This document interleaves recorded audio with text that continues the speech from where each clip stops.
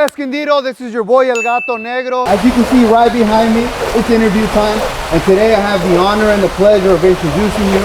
Here on my right, your left, ER Soccer founder, my good friend, Edwin Nava, aka Navarrete. Also, to my left, your right, we have the leader of Escondido, California, the Mayor Dane himself. Black Hat Army, North County, Escondido.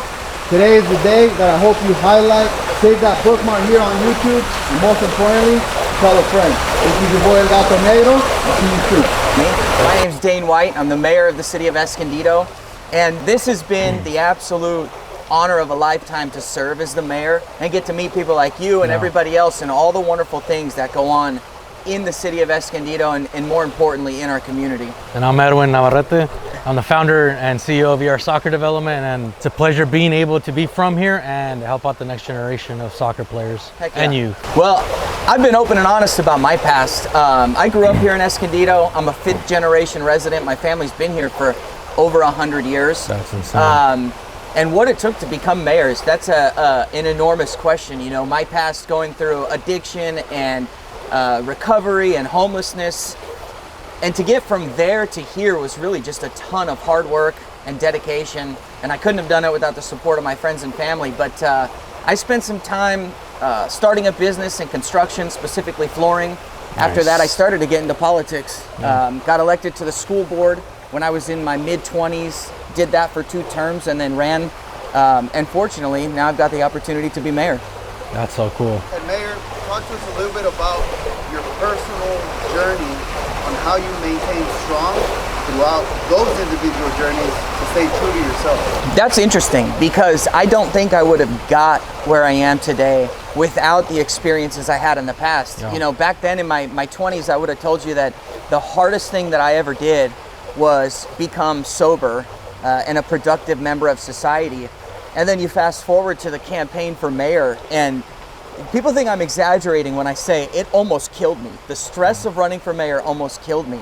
And I don't think, again, without the experiences of the past and some of the hardships I went through, I could have got through that period of time. And then now, I think all of that, everything that I went through, all the pain, suffering, stress, depression, all of that has prepared me to be right where I am and make decisions, you know, manage a $130 million budget.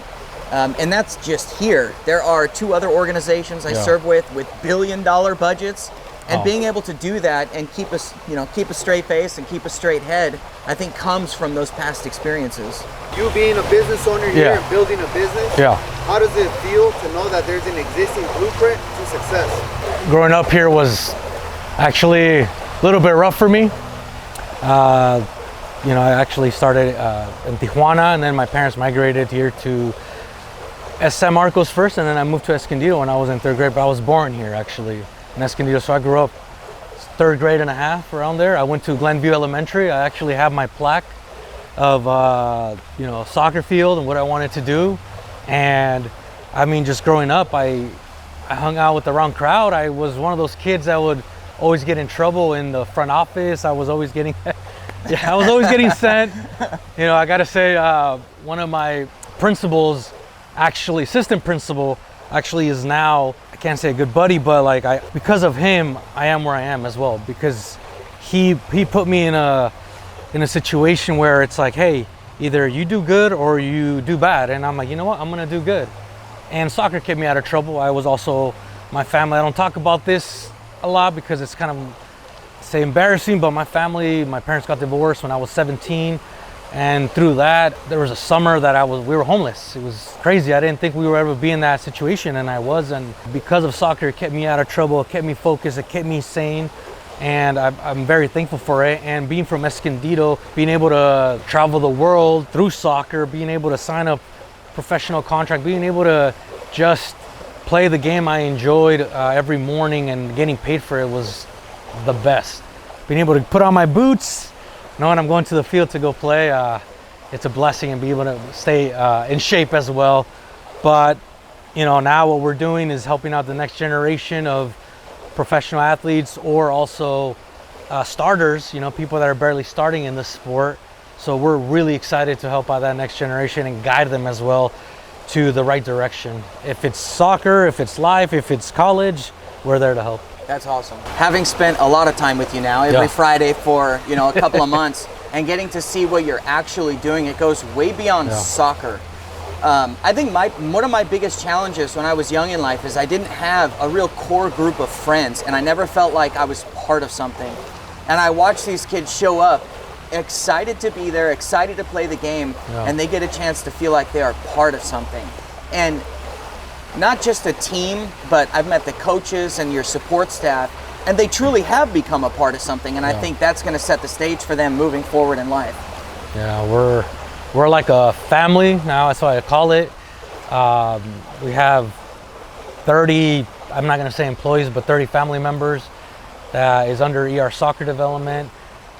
We have a legend, Coach Carlos Hernandez working with us. He's been in Escondido for many years, was a main guy at a director at FC Heat back then, Palomar College for many years, and also Maricosa Escondido High School. So he's well known in this community. He's coached coaches that are now the main guys, and now he's coaching their grandkids and their great grandkids, and he's still doing what he loves. And he doesn't say it's work. He says it's what he enjoys, and so that's amazing. It's clear to me the kids want to be there, and all of you want to be there, and it's made me.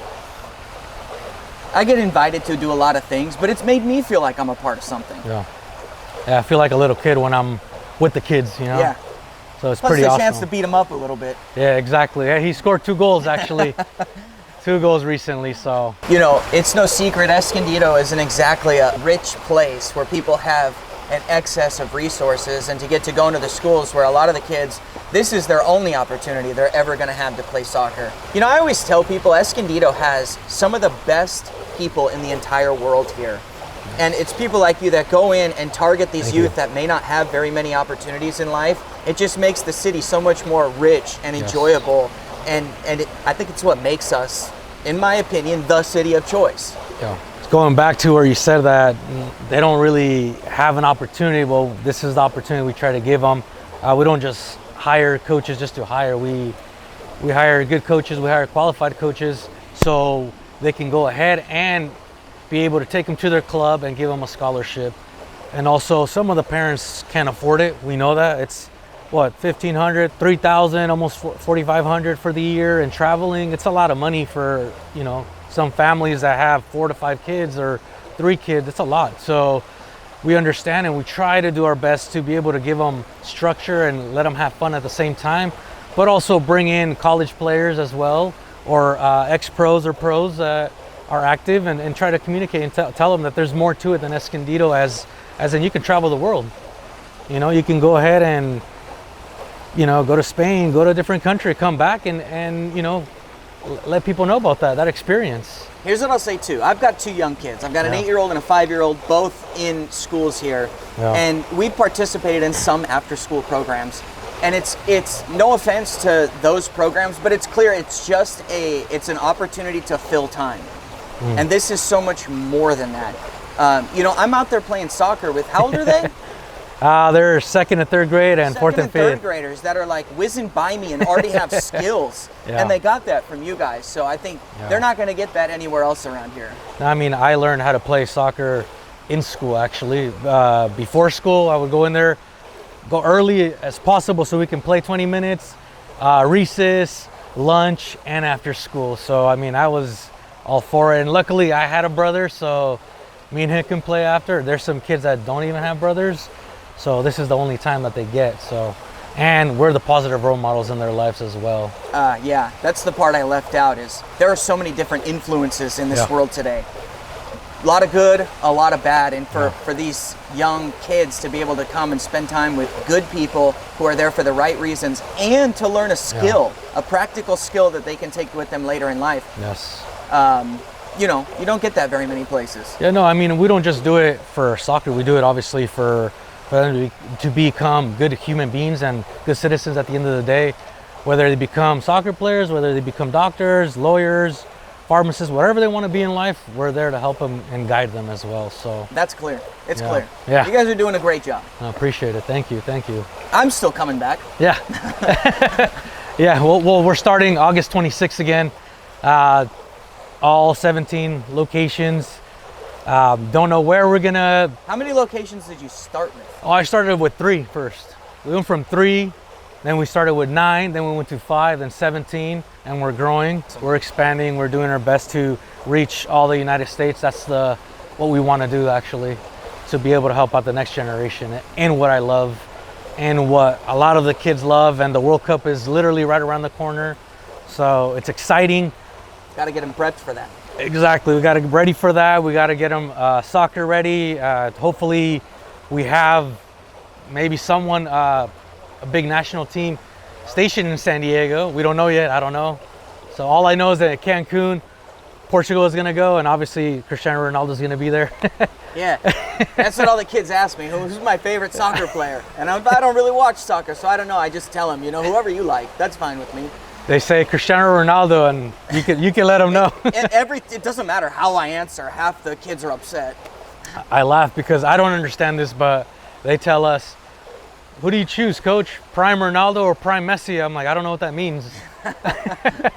So I'm going with what you guys like. So. Yeah, exactly. You know what? Looking back on my life, so I did play soccer for Nice. 3 seasons as a kid. I did football, Pop Nice. Warner, high school football, wrestling. And inevitably, I would always quit. I would find something that I thought I would enjoy more, and I would quit and move on to that, and then move on to the next thing. But the thing is, if you have a skill, and it's clear you have a skill, Yeah. and you have the opportunity to refine that skill and to do something with it, do not quit. Do not stop what you're doing No. and aim for the next shiny thing, because that shiny thing is going to dull real quick, and you're going to find yourself onto the next thing. So refine your skills, don't quit. And my own philosophy for my life and everything that I do is nothing is worth doing with half of your effort, right? You got to put in all your effort. Oh, yeah. In particular, if you have a skill that can take you somewhere, you need to put in all the effort that you can give and get to where you need to go. Yeah, so I mean, I went to Orange Glen High School.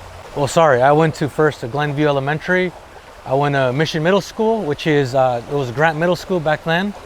Before they built it really nice now. They fixed it up.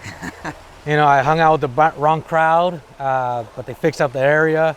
I was supposed to go to Bear Valley because I lived right across. We moved from there, and my family told me, hey, you got to go here. And I'm like, no, but all my friends are over here. So I used to walk across town 20 to 30 minutes just to be able to go home, to be able to hang out with my buds. But through soccer again, I met a lot of people. I was able to, enjoy my youth playing soccer. I was able to also, with soccer, go to different areas. Back then, there wasn't much about traveling. It was just State Cup. State Cup is a tournament, the tournament back then. The best of the best in California would go. It was up in Lancaster, so we would have to drive 3 hours and a half. Stay in a hotel. So, being with your friends, we would always stay in one room together. I don't know what room it was, but we would just hang out there and play soccer, video games, whatever it was, and then come back home, and that was it. And I was like, oh man, like a whole year for this now. We have to wait. But again, so then I went to Orange Glen High School. I had one of the best, I can say, youth coach growing up. His name is Carlos Esquivel, and Daniel Esquivel as well. They were part of the community very good coaches.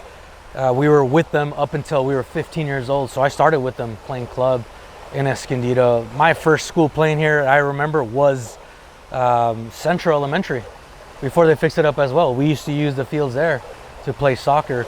So with that being said, I mean, I grew up in the system of playing Sunday league. You don't have to be playing club, or you don't have to play competitive right away. I didn't. I grew up playing Sunday league, and then we started playing indoor, and from indoor we started playing futsal. We did again Sunday league, and then finally someone picked me up in the Sunday league to play club, and that's how I was able to keep going.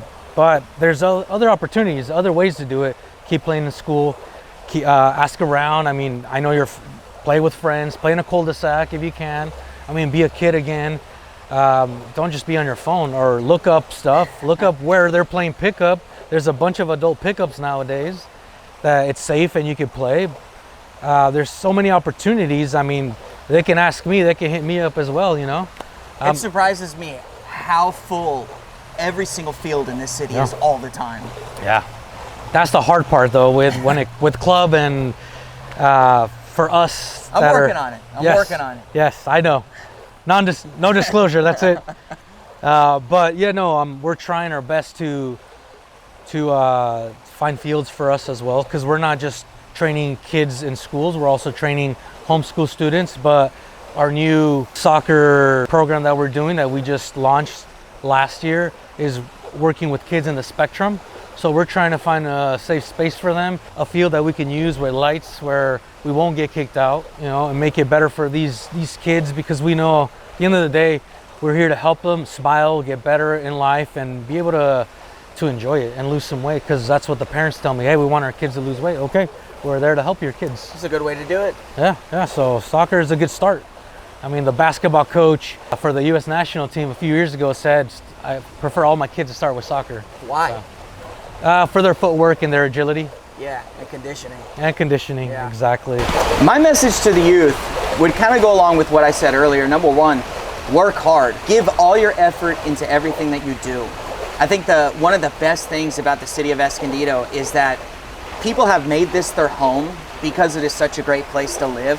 And if you want to maintain that status quo, work hard, treat everybody with the same respect that you want to be treated, but give life your all. Life is not worth living with only half your effort. Give it your all, work hard. And I'll end with this. When I was sworn in to be mayor, I was so nervous at the podium in front of 1,000 people, and the only thing that I could think of to say was a promise. And that promise was, I would leave this city better than I found it during my 4 years. And that's the same thing I would tell you. Just go out there and make this city better than when you found it.